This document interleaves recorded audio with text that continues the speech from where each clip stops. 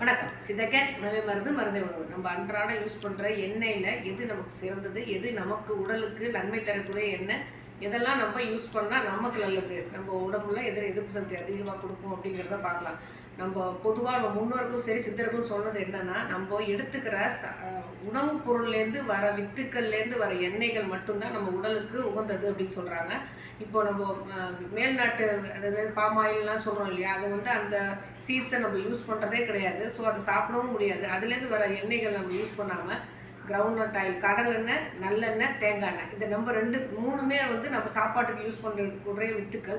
இதுலேருந்து நம்ம எண்ணெய் எடுத்து சாப்பிடும்போது மட்டும்தான் நம்ம உடம்புல அனைத்து விதமான நன்மைகளும் தரக்கூடிய ஆன்டி ஆக்சிடென்ட்ஸ்னு சொல்லக்கூடிய எல்லா விட்டமின்ஸ் மினரல்ஸ் உள்ள எண்ணெய்கள், கொழுப்பு சக்தி கொடுக்கக்கூடிய எனர்ஜி கொடுக்கக்கூடிய எண்ணெய்கள்னால் இந்த கடலெண்ணெய், நல்லெண்ணெய், தேங்காய் எண்ணெய் மட்டும்தான். இப்போ தேங்காய் எண்ணெயை பற்றி எடுத்துக்கிட்டோம் அப்படின்னா, கொஞ்சம் சாப்பிட்டாலே வயிறு ஃபுல்ஃபில்லாக இருக்கும்.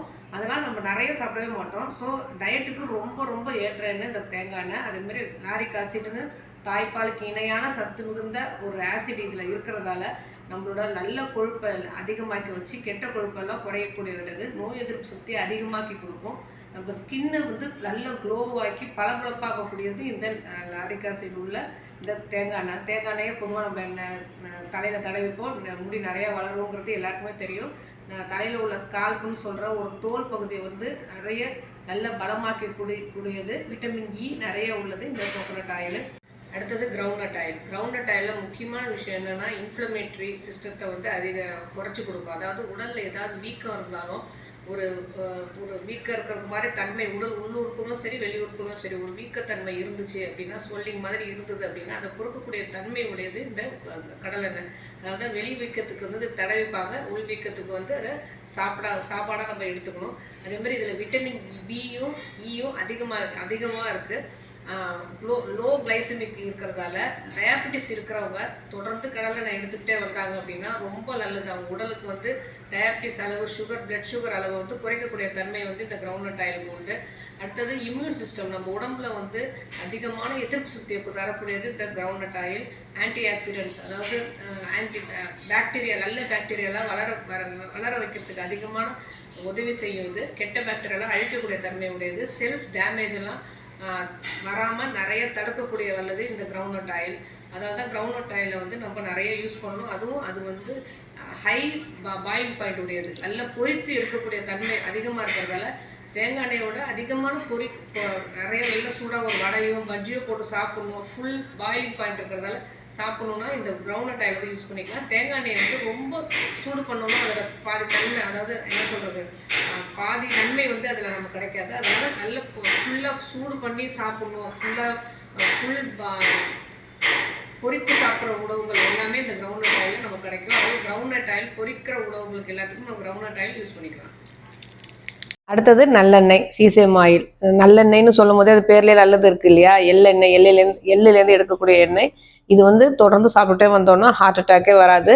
அதே மாதிரி ஆர்த்ரைட்டிஸ்க்கு சிறந்த மருந்தாக இதை பார்க்கப்படுது. மூட்டு வலி இருக்கிறவங்க எல்லாரும் தொடர்ந்து நல்லெண்ணெயை தேய்ச்சிட்டு வந்தாலே அந்த மூட்டு வலி கொஞ்சம் கொஞ்சமாக குறைஞ்சிரும்.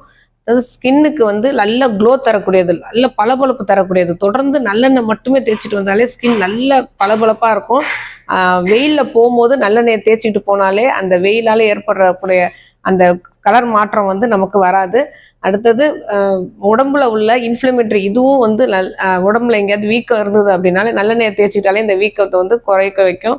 உடல் அதிகமாக எபிசிட்டி வராமல், உடல் பருமன் ஆகாமல் இந்த நல்லெண்ணெயை யூஸ் பண்ணிட்டு இருக்கும் போது நமக்கு குறைய ஆரம்பிக்கும், ஒபிசிட்டி வராது. நல்லெண்ணெயை சூடு பண்ணாமல் அப்படியே சாப்பிட்டோங்கிறது தான் முழு பலனும் நமக்கு கிடைக்கும். அதனால தான் நம்ம மிளகாப்பொடியிலையோ இல்லை நல்லெண்ணெயை தோசை மேலே ஊற்றியோ நம்ம சாப்பிட்டுட்டு வரோம். நல்லெண்ணெய் தேய்ச்சி குளிச்சா நமக்கு ரொம்ப நல்லது, சூடை நல்லா மெயின்டைன் பண்ணும். இந்த 3 எண்ணெய் சொன்னோம் இல்லையா, coconut oil, groundnut oil, sesame oil, தேங்காய் எண்ணெய், கடலெண்ணெய், நல்லெண்ணெய், இந்த 3மே நமக்கு சமைக்கும் போது அந்த வாசம் வருது அப்படின்னா, அதை பொரிக்கும் போது வாசம் வருது அப்படின்னு சொன்னால் அதை தவிர்க்கிறதுக்கு 2-3 டிப்ஸ் தான். ஒன்றுமே இல்லை, நம்ம கொஞ்சம் புளியை நல்ல எண்ணெய் கொதிக்கும் போது, முறுக்கு செய்யும் போதோ இல்லை வடை ஏதாவது பண்ணும் போதோ கொஞ்சமாக புளியை வந்து நல்லா கொதிக்கும் போது அது புளியை போட்டுடணும். புளி வந்து நல்லா முறிஞ்சி வருதுன்னு சொல்லுவாங்க. அந்த முறிஞ்ச புளியை வந்து எடுத்து போட்டு நம்ம சமைக்க ஆரம்பிக்கலாம். அப்படி இல்லைன்னா இஞ்சி தட்டி போடணும். இஞ்சி தட்டி போடும் போதும் சரி, இந்த இதில் தேங்காய் எண்ணெயில் தான் சமைச்சோம், கடல் எண்ணெயில் தான் சமைச்சோம் அப்படிங்கிறதே தெரியாது நமக்கு. ஃபுல் பாயிலிங் பாயிண்ட் இருக்கிறதால அது வந்து புளியோ இஞ்சோ போடும்போது இதில் இருந்துனா நம்ம சமைச்சோம் அப்படிங்கிறதே தெரியாது, அந்த வாசமும் வராது. இது தவிர்க்கிறதுக்காக இது யூஸ் பண்ணிக்கலாம். அடுத்தது இது எல்லாமே நமக்கு வந்து ஃபுல்லாக கிரவுண்ட் ஆயிலும் சரி, கோகோனட் ஆயிலும் சரி, நம்ம ஃபுல்லாக கொதிக்க வச்சாலும் நமக்கு அந்த பலன் வந்து நமக்கு முழுசாக கிடைக்கும். இதே ஆலிவ் ஆயில், ஃபாரின்லேருந்து யூஸ் பண்ணுற எந்த ஆயிலுமே இப்போ ஆலிவ் ஆயிலை சூடு பண்ணாலே எல்லா தன்மையும் அதில் போயிட்டு அதுலேருந்து உள்ள சத்துக்கள் நமக்கு கிடைக்காது அப்படிங்கிறது நல்லாவே தெரியும். அதனால நமக்கு கிடைக்கிற நம் நாட்டு விளைகிற நம்ம சாப்பிடக்கூடிய எண்ணெய் வித்துக்கள் இறைந்த இந்த 3 எண்ணெயும் தான் நம்ம டெய்லி யூஸ் பண்ணிக்கிட்டே வரணும். இந்த 3 எண்ணெயோட மிக சிறந்தது வந்து என்னன்னா நெய்யை பற்றி தனியாக ஒரு வீடியோவில் பார்க்கலாம். ஏன்னா நெய்யில் வந்து அவ்வளோ சிறந்த பொருட்கள் அவ்வளவும் இதில் நெய்யில் இருக்குது. அதோட இது நெய் வந்து மிக சிறந்தது.